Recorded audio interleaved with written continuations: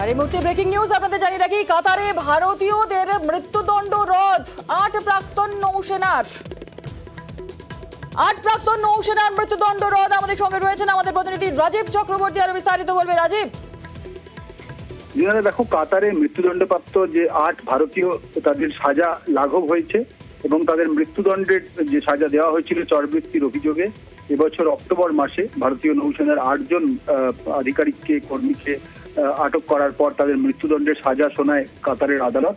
সেই যে রায়, অর্থাৎ সেই যে মৃত্যুদণ্ড, কাতার সরকারের সঙ্গে লাগাতার ভারত সরকার যোগাযোগ রেখেছিল যাতে সেই মৃত্যুদণ্ড থেকে সাজা কমিয়ে আনা যায়।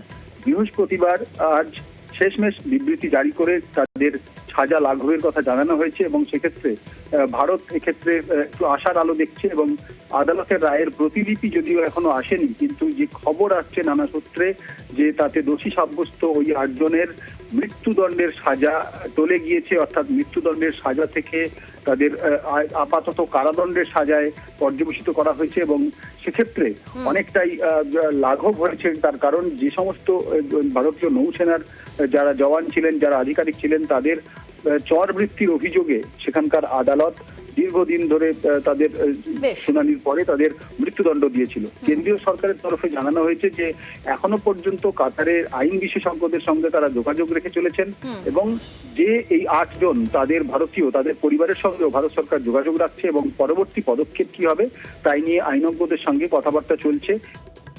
বেশ, ধন্যবাদ রাজীব।